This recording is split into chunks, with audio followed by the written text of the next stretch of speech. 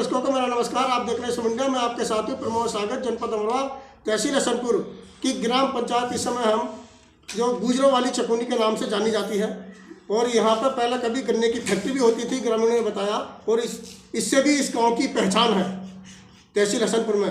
लेकिन अब हमने जानकारी करा है कि यहाँ पर कुछ ऐसे उम्मीदवार हैं जो प्रधानी की इस समय चुनाव चल रहे हैं, उसमें उम्मीदवार हैं अपनी किस्मत आजमा रहे हैं। ऐसे ही हमारे सामने एक ऐसे उम्मीदवार हैं, नौजवान भाई हैं। हम इनसे बात करेंगे कि अपने ग्रामीणों के प्रति क्या चल रहा है और क्या इनके वादे हैं और क्या इनके अपने गांव के लिए करने की मंशा है। चलते हैं सीधी हम इनसे बात करते हैं। आपका क्या नाम है? पिंटू कुमार। नमस्कार जी। आप क्या करते हैं? मैं टीचिंग करता हूँ। बेसिकली 12 साल से मैं टीचिंग कर रहा हूँ सरस्वती विद्या मंदिर में गावासी भी टीचिंग की है। सरस्वती विद्या मंदिर नंगली में भी रहा हूँ और उच्चतर माध्यमिक विद्यालय मिर्जापुर डूंगर में भी मैंने टीचिंग की है। तो टीचिंग करते समय अच्छा, आप टीचिंग करते समय आपके मन में ऐसा क्या विचार है कि आप गांव के आप प्रधान लड़ना चाहते हैं, गांव के प्रधान बनना चाहते हैं? तो आपके मन में क्या विचार आया? ऐसे क्या विचार ये आया कि हम जो टीचिंग सरस्वती विद्या मंदिर में फ़िलहाल कर रहे हैं, वहाँ पर हमारा जो संपर्क है बच्चों के घर तक हो जाता है। और बच्चों के जब हम घर जाते हैं वहाँ हम देखते हैं कि बच्चों में जो शिक्षा के प्रति भावनाएं होनी चाहिए, ये गांव के अंदर जो विकास होना चाहिए वह हमें पर्याप्त मात्रा में कहीं पर मिलता नहीं। उसी को हमने दृष्टिगत रखते हुए ये निर्णय लिया कि भाई क्यों ना हम शिक्षा के क्षेत्र में हम काम कर रहे हैं। बहुत सारे बच्चे हमने जॉब पर भी लगाए हैं शिक्षा क्षेत्र में, खेल के माध्यम से, स्पोर्ट्स में हो, चाहे आर्मी में हो या कोई यूपी पुलिस में भी हमारे स्कूल से बच्चे निकले हैं। तो अब उसी के साथ साथ हमने विचार किया कि एक बार हमें ग्राम पंचायत में जाने के बाद चुनाव लड़ने की तैयारी हमने करी है। और उस चुनाव का हमारा एक उद्देश्य है कि हम चुनाव के माध्यम से अपने गांव के लिए नाना प्रकार की योजनाएं, अपनी माता बहनों के लिए सिलाई सेंटर या बहुत सारी योजनाएं बेसिकली स्वास्थ्य के लिए या गांव का पर्यावरण स्वच्छ बनाने के लिए। गांव के अंदर पानी की जो निकासी है वह समुचित मात्रा में नहीं है और इस पर लोग ज़्यादातर ध्यान नहीं दे पा रहे हैं। तो इससे संबंधित बहुत सारी बातें हैं। बच्चों के गाँव में बच्चे घूमते रहते हैं, माता पिता उस चीज़ पर ध्यान नहीं दे पाते हैं। और जो अनएजुकेटेड होते हैं, अभिभावक जो अनएजुकेटेड होते हैं, वो ज़्यादातर शराब वगैरह ड्रिंक करते रहते हैं। तो उनको जागरूक करने के लिए एक हमने टीम वर्क के हिसाब से ही प्रधानी चुनाव के लिए हम तैयार हुए हैं। तो हम ये चाहते हैं कि हम अपने गाँव में जो हमारे ग्राम पंचायत के बच्चे हैं, सबसे पहले तो शिक्षा पर हमारा जोर रहेगा। मतलब शिक्षा आपका अपने जी पहली प्राथमिकता शिक्षा जी सबसे पहली प्राथमिकता हमारी शिक्षा होगी। और शिक्षा भी कैसी होगी? कुछ बच्चों की व्यवस्था नहीं हो पाती घर पर, बैग लिया है तो उनका मतलब किताबें, नोट्स बुक्स नहीं है, पेंसिल्स नहीं है, बहुत सारी समस्या हो जाती हैं। बच्चों को लंच बॉक्स नहीं मिल पाता है, ड्रेसेस उनको नहीं मिल पाती हैं। तो इसके लिए भी हम तैयार हैं और हम इस चीज़ को 12 साल से कर भी रहे हैं।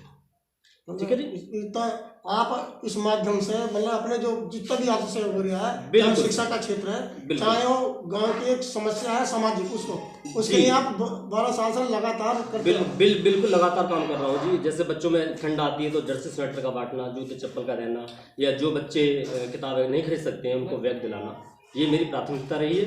और मैं चाहता हूँ कि मैं जो इनकम मैं करता हूँ अपनी, उसका कम से कम 10 या 15% इनकम जो मैं इस तरह से अपनी खर्च करता हूँ। समाज पर सब खर्च करना चाहते हैं। बिल्कुल जिससे आगे समाज तरक्की और आगे बढ़े। जी।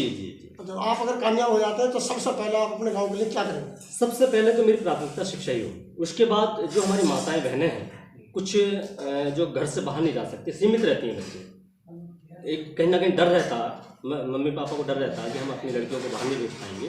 तो उनके लिए जो गाँव के अंदर कुछ बेसिकली जो रोजगार होते हैं, सिलाई सेंटर हो, कढ़ाई बुनाई का सिस्टम हो, या कुछ और भी योजनाएं आती हैं। उसके बाद जो हमारी दूसरी प्राथमिकता रहेगी, जो हमारे 60 साल बुजुर्ग हमारे जो माता पिता हैं, या जो हमारे विधवा पेंशन वगैरह हैं, या फिर एक और है जैसे घर घर समरसेबल लगे हुए हैं, वो पानी की जो निकासी करते हैं समरसेबल से और उसको फिर बहाते हैं, जिससे हमारा वाटर लेवल बहुत ज़्यादा नीचे जा रहा है। इसके लिए भी हम बहुत ज़्यादा मतलब गहराई में इस बात को सोच रहे हैं कि मतलब ये चीज़ें एक अंकुश लगना चाहिए। जितना हमें पर्याप्त मात्रा में पानी चाहिए उतना ही हमें यूज़ करना चाहिए। और जब पानी निकलता है तो वो रास्तों में फिर जाम लगता है, पानी भर जाता है, फिर रास्ते बंद हो जाते हैं। तो ये भी बहुत सारी मतलब समस्या है इस चीज़ का। तो उसके लिए पिट बनवाना, उनके लिए निकासी पिट बनवाना, जो पानी जो है हमारा ज़्यादा व्यर्थ ना जाए और ज़मीन में ही नहीं। उसके साथ साथ पर्यावरण पर हमारा विशेष ध्यान है। पर्यावरण में हम गांव के अंदर पैसा आता है, बहुत सारा पैसा आता है ग्राम विकास के लिए, लेकिन उसको यूज़ करने का जो तरीका होता है वो हर एक के पास नहीं होता। हम स्टेप बाय स्टेप काम करते हैं, क्योंकि मैंने 12 साल से यही सीखा है कि आरएसएस में जो होता है, हम जो आरएसएस के विद्यालय में टीचिंग करें उसमें बहुत सारे सिस्टम होते हैं, कहाँ से किस योजना को लेकर आना है, किस योजना में हमें काम करना है, किसके तहत हमें चलना है, टीम वर्क बना के चलना है, स्वयं काम करना है। तो इन चीज़ों को हम लेते हुए हम काम कर रहे हैं इसी में। अगर हम कामयाब हो जाते हैं, कामयाब नहीं भी होते हैं या हो भी जाते हैं, तो हम हमारी जो प्राथमिकता है ये बिल्कुल सुचारू रूप से चालू रहेंगी और हम इनको आगे तक लेकर जाएंगे। ये मैं कहना चाहता हूँ कि अब इस समय चुनाव की डेट नज़दीक है, कुछ अपने ग्राम वासियों से कुछ कहना चाहेंगे आप? मैं अपने ग्राम पंचायत मिर्ज़ापुर गांव लगता है ये और चौकोनी है, मैं इनसे जो हमारे वोटर हैं, माता बहनें हैं, मैं उनसे अपील करना चाहूँगा कि हमारा जो चुनाव चिन्ह है वो कोट है, और ये सारी चीज़ें जो प्राथमिकता में हम आपको बता रहे हैं बिल्कुल आपके सामने स्पष्ट है। हमें कोई इनसे इनकम नहीं चाहिए, इनकम तो हमें बहुत होती है, चारों तरफ से पैसा हमारे घर वाले सदस्य हैं, सभी लोग कमाते हैं, लेकिन हमारा जो मन है वह यही है कि हम गांव के विकास में एक बार मौका मिले तो हम अपने गांव को बिल्कुल चमकाना चाहते हैं, तहसील के अंदर या जिले के अंदर अपने गांव को नंबर 1 बनाना चाहते हैं, ये हमारा उद्देश्य है। देखिए अभी हम बात कर रहे थे जो युवा भाई हैं, उन्होंने अपने विचार हमारे सामने रखे हैं, आप लोगों के सामने। जिस किसी व्यक्ति को इंटरव्यू लगवाना है, अपना विज्ञापन देना है, कोई अपनी समस्या है, तो आप हमारे जो स्क्रीन पर दिए गए नंबर हैं आप उनसे संपर्क कर सकते हैं। हम आपकी सेवा में हमेशा तत्पर रहेंगे।